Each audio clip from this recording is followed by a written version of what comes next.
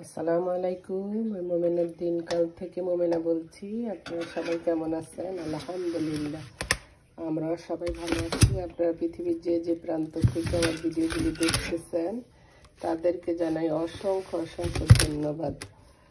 আল্লাহ আপনাদের মাঝে আবার হাজির করছে, তার জন্য আল্লাহর কাছে শুকরিয়া। আলহামদুলিল্লাহ আলহামদুলিল্লাহ। মাছ ভিজে নিতেছি, তো মাছগুলি দিয়ে আসবো এখন, সেই জন্য মাছটা নামে পিঠে রাখবো। এবার ইলিশ মাছ রান্না করবো না, চিংড়ি মাছ রান্না করবো। চিংড়ি মাছও নামিয়ে নিলাম।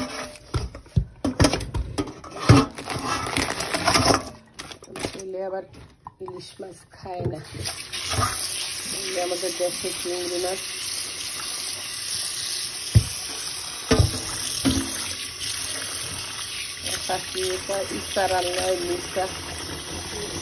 পুরা কি যেন একটা বলে আরে, মানে দেখা যায় অনেক, যখন কুটবেন তারপর অর্ধেক, তারপর আবার আন্দাজ যখন তখন আরো অর্ধেক। আবার পাশে এক ভাবিয়ে ফোন দিছে, বাইরে বৃষ্টি হইতেছে, বলতেছে একটু লাউ শাক বলো না, ডেকের মধ্যে হইছে, তো নিয়ে যাওয়ার জন্য বলছেন। দেখি আগে এগুলি কাটাকুটি করে লই। দেশি চিংড়ির মধ্যে ডিম ভর্তি, তবে খাইতে স্বাদ আছে দেশি চিংড়ি। এটাও চাষের বা এই দেশের না, আমরা তো মোস্ট অফ আমি এই দেশের চিংড়িগুলি বেশি খাই। আর গেস্ট টেস্ট আসলে এখানে মাথার একটা অংশের মধ্যে একটা ময়লা থাকে, একটু উপরে পশমটা রাখি, তাহলে মাছটা হার্ড হয় না। চিংড়ি মাছটা এইভাবে ধরবেন, এইখানেও একটা ময়লা থাকে, এই যে মাথার এই জায়গাটার মধ্যে। আবার ওই যে অনেক সময় যে শিরার মধ্যে আপনি কাইটা দেখবেন একটা লম্বা একটা ময়লা থাকে।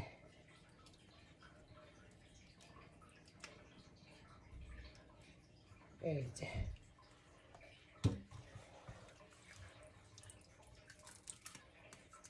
চিংড়ি মাছটা দিয়ে কেটে নেব, আর ওই জায়গাতেও আপনার ইয়াটা হইতে থাকুক।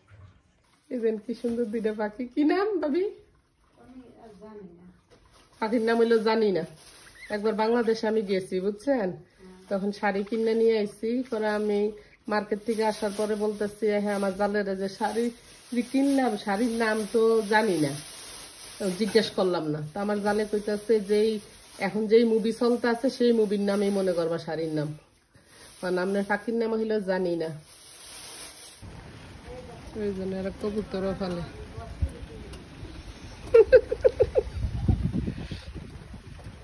যে কবুতর দেয় আমার সেই ভাবির বাসায়, এদের ডেকের মধ্যে কি অবস্থা। আমার কনস্ট্রাকশনে কাজ করতে আছে। এই যে লাউ শাক নিতে আইছি আজকে, এখানে স্নো পড়ার কথা, দেখা যাক বৃষ্টি হইতেছে। কবুতর আমার বড় ছোট বোন আগে কবুতর পারতো বাংলাদেশে, ওর কবুতর ওই যে বিড়ালে ইয়া খায়া নিয়ে দিত, ইয়া করতে। এখানে বিড়ালে খায় না। হ্যাঁ না না, বসমু না ভাবি, না আমি আপনার ইয়া কি জানি ভাইয়ে আইসা পড়বো, আমি ওই যে আপনি শাক দিবেন দেখা এই জন্য আসছি।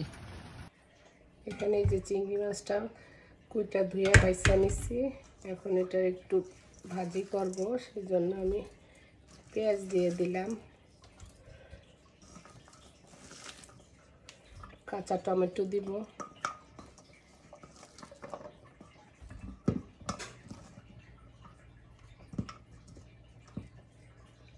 মরিচও দিয়ে দিছি,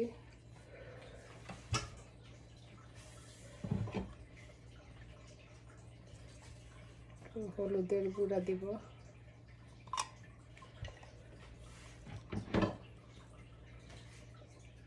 একটু জিরার ফাঁকি দিব,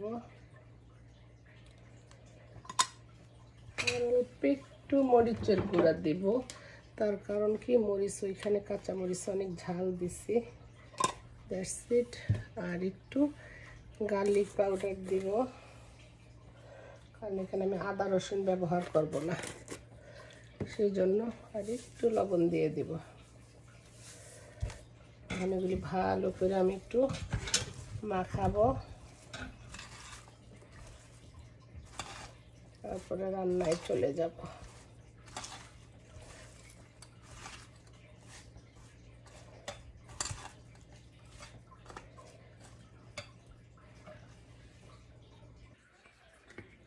এই যে এখানে আমি চুলায় চিংড়ি মাছ রান্না করার জন্য চুলায় তেল দিয়ে দিছি। এখন একটু জিরা ফোড়নি দিলাম, আর এই যে চিংড়ি মাছগুলো যে মাখায়া রাখছি, বিসমিল্লাহির রহমানির রহিম। চিংড়ি মাছটাতে আমি কোনো পানি দিব না, পেঁয়াজের পানি আর যে কাঁচা টমেটো দিছি সেটার পানিতেই হয়ে দেব। এখানে আর কোনো মশলা ব্যবহার করব না, কিচ্ছু করব না, দেওয়া হয়ে গেছে। আর ওই চুলায় আমার নিরামিষ হইতেছে।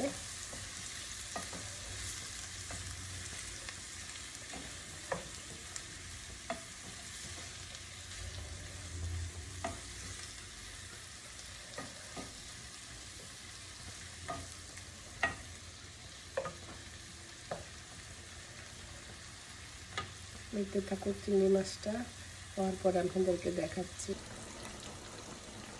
পুরো আমার চিংড়ি মাছটা বোনা হয়ে গেছে, কিচ্ছু দেই নেই, শুধু কাঁচা টমেটো ছিল, সেই কাঁচা টমেটোটা একটু গ্রেভিও হইলো, সবজি হিসাবে খাওয়া হয়ে গেল। আর গার্লিক পাউডার দিচ্ছি। এই তো সিম্পল হয়েছে। চিংড়ি মাছে, ইলিশ মাছে এগুলিতে বেশি মশলা লাগে না, হয়তো বেশি সময় লাগে না। এখন একটু ধনিয়া পাতা দিয়ে দিব।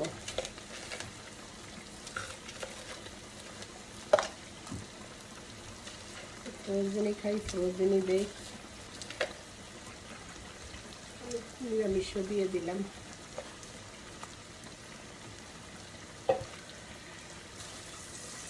আমরা নিজেরা যখন খাই ঢিসে ঢুসে বাড়ি না, বুঝছেন? মেহমান আসলে তখন আপনাদেরকেও মনে করি আমাদের ডেলি আমাদের মানুষ, আপনাদের সামনে আর কি বাইরা বুঝা দেখামো।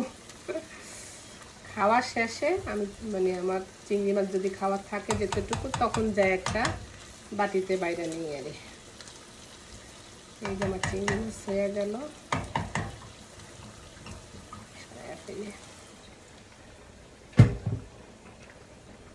এখন আমি এখানে নিরামিষটা বাগার দিব। এখানে পেঁয়াজ আর রসুন দিয়ে দিচ্ছি, এখানে একটু পাঁচফোড়ন দিব। ভাবি যে কল করলো, ভাবি একটু লাউ শাক দিছে, সেটা দিয়ে বাসায় একটু মিষ্টি কুমড়া ছিল, একটু ওই যে ব্রোকলির দাঁত ওগুলি দিয়ে আর ফালাই না কোনো কিছু, বুঝছেন না, মায়া লাগে। একটু গাছের 2-1টা করলাও ছিল, সেটাও দিয়ে দিচ্ছি।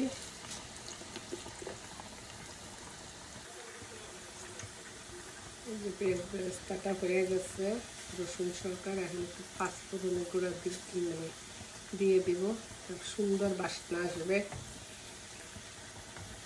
এখন আমরা কি করব? সেট করব। বিসমিল্লাহির রহমানির রহিম।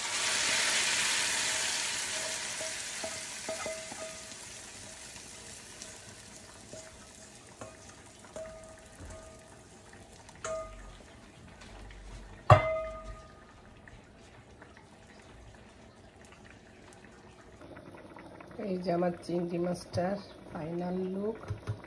আর এই যে নিরামিষটা বাগার দিয়ে দিছি, এখন একটু ঘি দিলাম। এখন লুচি বা রুটি, পরোটা যেটার সাথেই খাইবেন ভালো লাগবে। সকালের লাউ শাক দিয়ে নিরামিষটা রান্না করলাম। সকালে কি বৃষ্টি ছিল, এখন আবার রোদ্র উঠছে, আলহামদুলিল্লাহ। যাই হোক, হয়ে গেছে আমাদের 2টা রান্নাই। চলে আসেন আপনারা খেতে। আল্লাহ ভালো রাখুন, ভালো থাকবেন ইনশাল্লাহ। আবার নেক্সট কোনো ভিডিওতে দেখা হবে, কথা হবে। আসসালামু আলাইকুম।